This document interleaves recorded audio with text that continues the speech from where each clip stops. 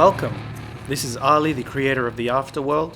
I thought I would trial a different approach to outlining how episode 4 was made. I'm going to provide commentary over the episode, some behind the scenes, as well as lots of little extras for anyone interested in the 3D and filmmaking process. We start the episode with little Zara upset and alone in the cave. Of course, those who have been following along from the beginning would already know that we never really leave our backyards to film these episodes. So obviously Fatima was never in a cave, nor was she upset. Start again. That was good, keep going. Wide eyes. And I want you to look further up. To achieve the water reflections on my actor in post, it all came down to setting up a bunch of angled area lights in Blender to shine through the waterfall images plane. In this case, the waterfall asset is a transparent video sourced from Production Crate. I stuck several of them at the cave's entrance and shone my lights through them to cast reflections on the live action images plane layer.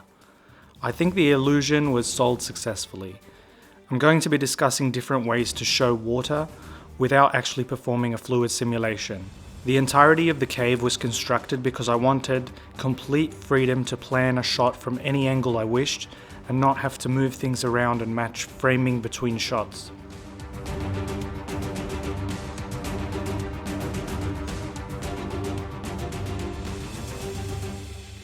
Turn.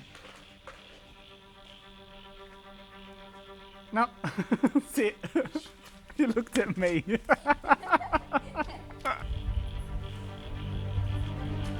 Keep looking at it. Turn. Yeah, turn. And walk out. Why'd you look at me? See? Oh wait, stop. You're actually out of the green screen. So slowly, don't look at me. Slowly turn around. You want to creep. Nah, you blew it. Sit back down. Just at least wait till you get off the green screen.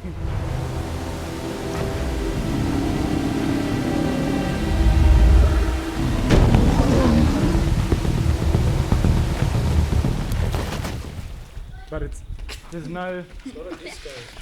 Just look back, direct to the...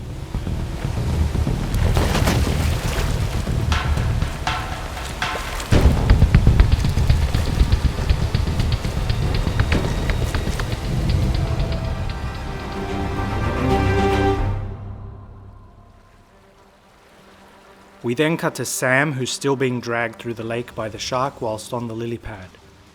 Some may already know that the shark is on a curve, which is how I managed to animate his movements in a smooth manner to sell the illusion that he was swimming rather than animate a rig and manually undulating his tail, etc.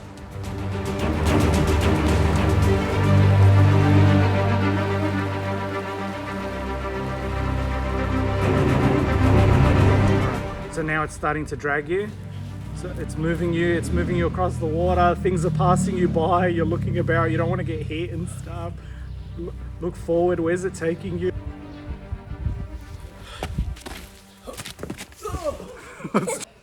Alright, it's dragging you forward, it's really fast, you're trying to hold on, okay, and now there's something up ahead, up here.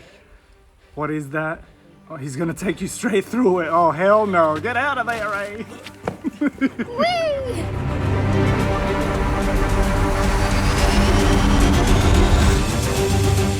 When Sam leaps off the lily pad into the water, we have the first of two fluid simulations.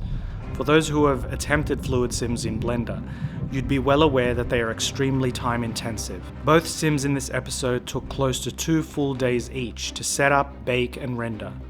That was the reason they were used sparingly, only used to tell the story when no other technique would have worked. Because the shot was framed from underwater, I did not allow the sim to generate spray or foam, only bubbles, as that was all that would be visible. The final result was further enhanced with extra bubbles as an overlay. Overlays were extremely handy in conveying information that would be way too time consuming to render in Blender. I also can't emphasize how much color grading plays a huge part in convincing the audience that this shot is taking place underwater. Here is the shot straight out of Blender, and this is the graded final shot. Night and day, really.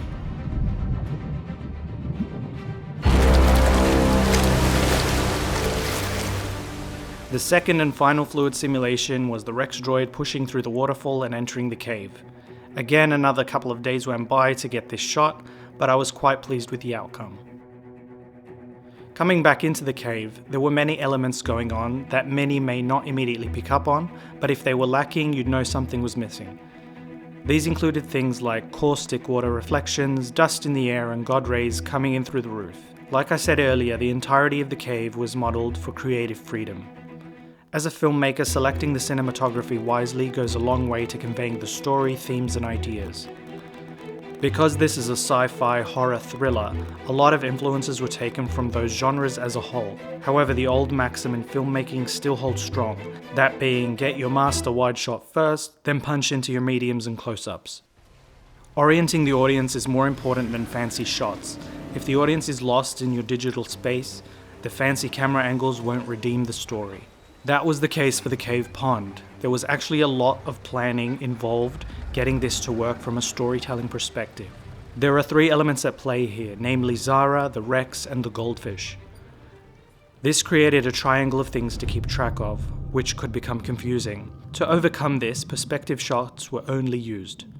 Zara looks to the fish and to the Rex, and the Rex looks to Zara and the fish. It may seem like a no-brainer, but from a technical filmmaking perspective, this was a potential source of confusion that I wanted to nail without pulling the audience out of the experience.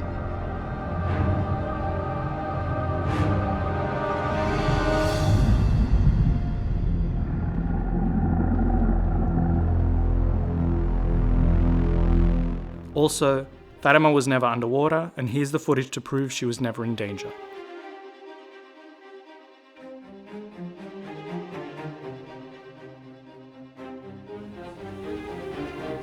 Breathe. Look, if you don't want to pinch your nose off, just pretend you are. Keep the nose open. Ready? Look up. 9C. The goldfish was the beautiful creation of Ben over at BBBN19 on YouTube. I'm a subscriber of his and you should definitely check out his channel linked below, as well as his Gumroad store, from which I purchased this amazing procedural fish. It was absolutely perfect for the story.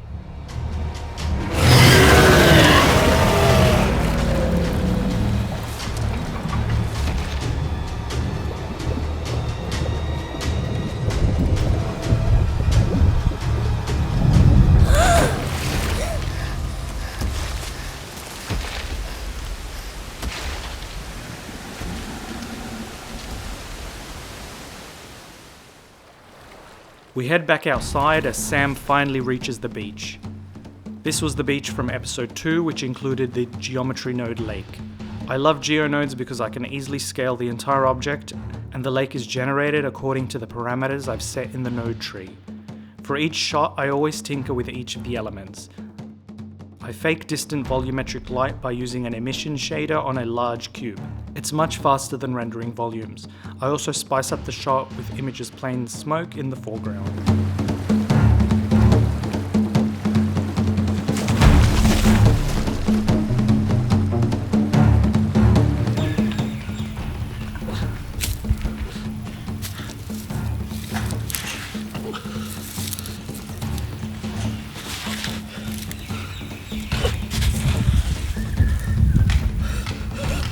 Actually hard. Look behind you, the shark's the other way. The shark's down there. Look down. Turn around and look down to him. Whoa, what is that? Yeah, that's good. Perfect. Getting the waves created by the shark swimming through the water surface was fairly simple. Dynamic paint set to waves was used on a highly subdivided plane.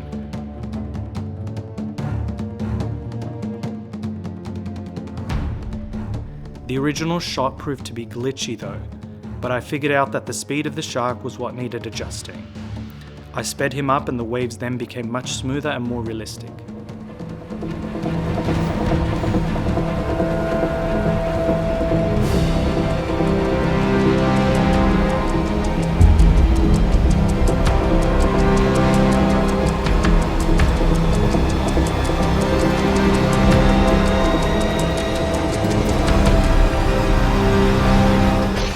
Here's a tip for filmmakers. Sometimes after you've captured your shot and you assemble your edit, you may find that it lacks that X factor, That was the case with the episode's finale. My first edit was lackluster, which was not how I wanted the pursuit that has spanned 3 episodes to end. Up until the shark breaks the surface, one major improvement was the addition of a riser to the music track to convey rising stakes, rising tension, getting the audience to sit up and pay attention, holding their breath at this culminating moment.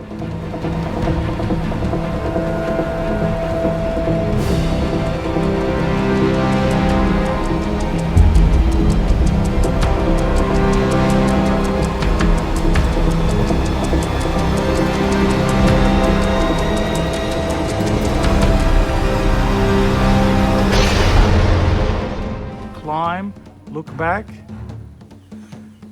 He's right there. Try one more time. Give me a different drag. That's the end of the episode. He actually got caught. They took him. When the shark breaks the surface, I again wanted to circumvent using a fluid sim, so I experimented with shape keys instead. The shape keys were used to create the initial bulge of the water as the shark burst through. Additional splashing water overlays were also included here.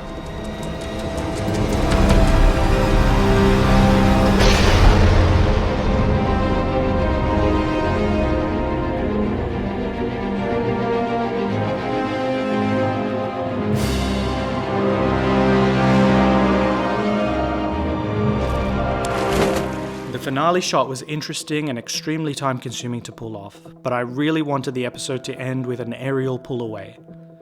Shooting the shot of Ray on the ground took forever because the weather almost had us waiting a good half hour for the right lighting conditions. The shot was further complicated with an ocean modifier, the shark on a curve, as well as the live-action footage of Ray combined with Fatima's digital double running into frame as they finally reunite.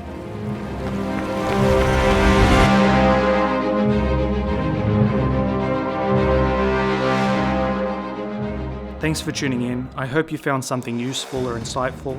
Please support the series by subscribing, sharing and liking. Thank you very much and look forward to episode 5.